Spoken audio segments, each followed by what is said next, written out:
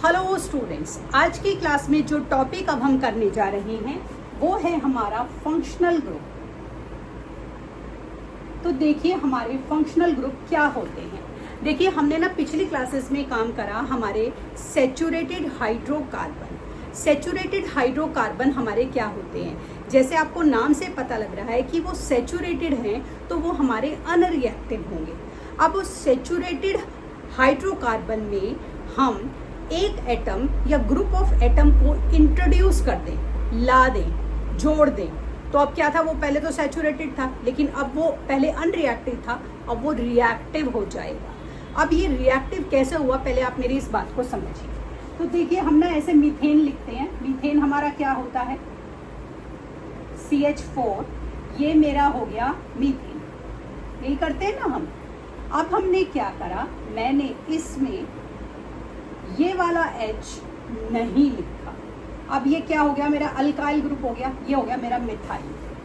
ठीक है, मीथेन से अब ये मिथाइल हो गया। अब क्योंकि ये अनसैचुरेटेड हो गया, क्योंकि सैचुरेटेड था तो स्टेबल था, हमारा अनरिएक्टिव था। अब हमने इसका खाली छोड़ दिया तो अब ये किसी भी एनर्जी को अट्रैक्ट करेगा। अब हम यहाँ पर मान लीजिए कुछ भी लगा दें, कुछ भी x मतलब मैं कुछ भी लगा रही हूँ, x मतलब क्रॉस लिंक। मान लो मैंने लगा दिया क्लोरीन या ब्रोमाइन, क्या लगाया मैंने, क्लोरीन, या लगा दिया ब्रोमाइन, या मैंने लगाया आयोडीन। ठीक है, जो चीज यहाँ पर अनरिएक्टिव थी अब यहाँ पर वो रिएक्टिव हो गई, तो इसे हम फंक्शनल ग्रुप बोलते हैं। अब जैसे मान लीजिए मैंने यहाँ पर क्लोरीन लगा दिया, ठीक है, क्लोरीन स्टेबल हो गया। अब ये क्या कहलाएगा, क्लोरोमीथेन। ठीक, इसी तरह अगर मैं ब्रोमाइन लगा दूं तो ब्रोमोमीथेन, आयोडीन लगा दूं तो आयोडोमीथेन। तो इस तरीके से ये मेरे क्या बन गए, हेलो ग्रुप। हेलो ग्रुप में हम इस तरह से कोई भी एक एटम को लगा देते हैं अपने अल्काइल ग्रुप में, उसकी स्टेबिलिटी को चेंज करने के लिए। अब आप कहेंगे ये स्टेबिलिटी चेंज करने की ज़रूरत क्यों है, क्योंकि हमें जब नेचर से जो एलिमेंट मिलते हैं कई बार हमें अपनी ज़रूरत के हिसाब से उन्हें मॉडिफाई करने की ज़रूरत होती है। तो हमें जिस भी चीज़ की ज़रूरत होती है हम उसमें से एक या ग्रुप ऑफ एटम को निकाल लेते हैं और उसकी जगह जो हमें चाहिए, जिसकी कैरेक्टरिस्टिक्स हमें चाहिए, वो एक एटम या ग्रुप ऑफ एटम उसमें हम लगा देते हैं। जैसे हमने यहाँ से हाइड्रोजन को हटाकर क्लोरीन लगा दिया, इसी तरह ब्रोमाइन लगा दिया या आयोडीन लगा दिया। तो ये मेरा कौन सा बना, मेरा ये बना हेलो ग्रुप। हेलो ग्रुप जब हमने एक एटम को लगाया। अब हमारे फंक्शनल ग्रुप तो बहुत सारे होते हैं, अब हम दूसरा ग्रुप समझते हैं हमारा कौन सा होता है। फंक्शनल ग्रुप में दूसरा ग्रुप हमारा होता है हमारा एल्कोहल ग्रुप। तो एल्कोहल ग्रुप, तो जो हमारा एल्कोहल ग्रुप है वो हमारा होता है OH। तो अब हम क्या करेंगे, अब हम उसकी जगह क्या लगा देंगे, OH लगा देंगे। तो एल्कोहल ग्रुप को हम एल्कोहलिक ग्रुप या हाइड्रोक्सिल ग्रुप भी बोलते हैं। जैसे जो हमने अभी पहला करा हेलो ग्रुप, उसे हम हेट्रोएटम बोल देते हैं, तो इसे हम क्या बोल देते हैं, एल्कोहलिक ग्रुप या हाइड्रोक्सिल ग्रुप। तो जैसे अब हमारा क्या बन जाएगा, मेथेनॉल, एथेनॉल। तो जैसे मेरा मेथेनॉल है,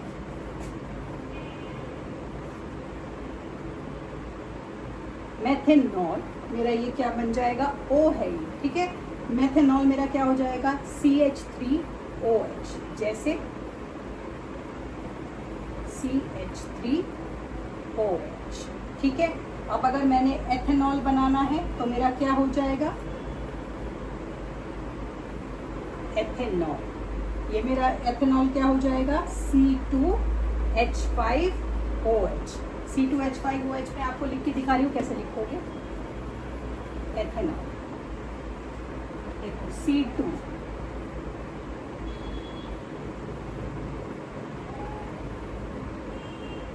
इस तरह से, ठीक है। तो मेथेनॉल, एथेनॉल, प्रोपेनॉल, ब्यूटेनॉल, पेंटानॉल, इस तरह से हमारी ये सीरीज चलती चली जाएगी। तो इनके अंदर हमारा ऑक्सीजन का एटम है और हाइड्रोजन है, तो हेट्रोएटम हमारा, इसे हम बोल देते हैं इसके अंदर। अब हमारा तीसरा फंक्शनल ग्रुप आता है एल्डिहाइड। ये था हमारा अल्कोहल जो अभी किया है। अब हम करेंगे एल्डिहाइड।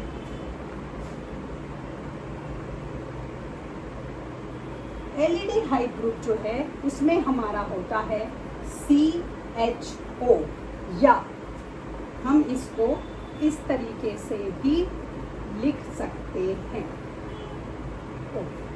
ठीक है, CHO, या इस तरीके से आप इसे लिखोगे। तो जो हमारा ये एल्डिहाइड ग्रुप है इसमें कार्बन का एक एटम, हाइड्रोजन का एक एटम और ऑक्सीजन के एटम को हमने ज्वाइन कर दिया है। ऑक्सीजन का एटम हमारे इस एल्डिहाइड ग्रुप में अटैच है कार्बन के एटम से, बट हम for the sake of convenience हम इसको CHO ऐसे लिख देते हैं, बट इस तरह से अरेंज होता है। ठीक है, कन्वीनियंस की फॉर्म में हमने इसको ऐसे लिखा है, अरेंज ये ऐसे होगा। तो जो ये हमारा एल्डिहाइड ग्रुप है इसे हम एल्डिहाइडिक ग्रुप भी बोलते हैं।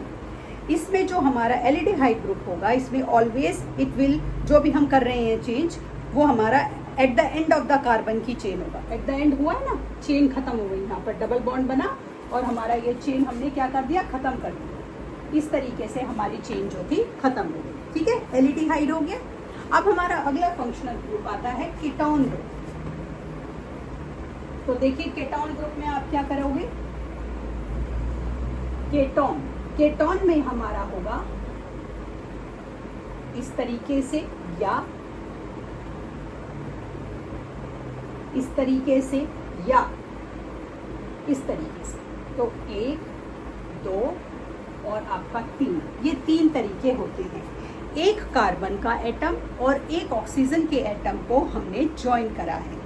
तो एक कार्बन का एटम कीटोन ग्रुप में हमारा अटैच हुआ है 2 अल्काइल ग्रुप से। अलग अलग तरीकों से हमने इसको कर दिया।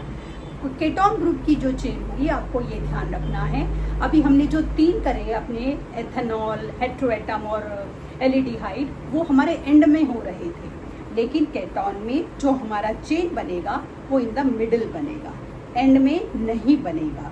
The ketone group can never and at the end of the carbon chain, ये आपको ध्यान रखना है। ठीक है, तो कीटोन में हमारी ये एक हम बोले कि एक्सेप्शन हो गई। अगली हमारा कौन सा होता है, carboxylic acid group. Carboxylic acid group, ये हमारा क्या होता है, ये होता है COOH, या इसे हम इस तरीके से भी लिख देते हैं। तो ये हमारा क्या बन जाता है, ethanoic acid, butanoic acid, propanoic acid, इस तरह से बन जाते हैं। इसी तरह हमारा होता है alkyne group. Alkyne group, alkyne group में हम क्या करते हैं, इस तरीके से हमारा बन जाता है, कार्बन की कार्बन के साथ डबल बॉन्ड बन जाती है।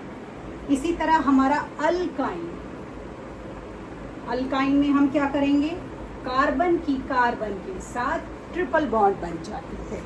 तो इस तरीके से ये हमारे क्या बन गए, ये हमारे बन गए फंक्शनल ग्रुप। ठीक है, तो इस तरीके से हमने फंक्शनल ग्रुप बना लिए और उनको नाम दे दिया, क्लोरोमीथेन, क्लोरोइथेन, ब्रोमोपेंटेन, इस तरीके से हमने इन्हें नाम दे दिया। ठीक है, अब हमारे आते हैं अगली क्लास में, कार्बोक्सिलिक भी हमने कर लिया। अच्छा, अगर आपको लगता है कि इनकी डिटेलिंग तो वो आपको मैंने समझाई दी है। अब अगली क्लास में हम करेंगे कोल एंड पेट्रोलियम, तो वो कल की क्लास में करेंगे। तब तक के लिए शुभ रात्रि।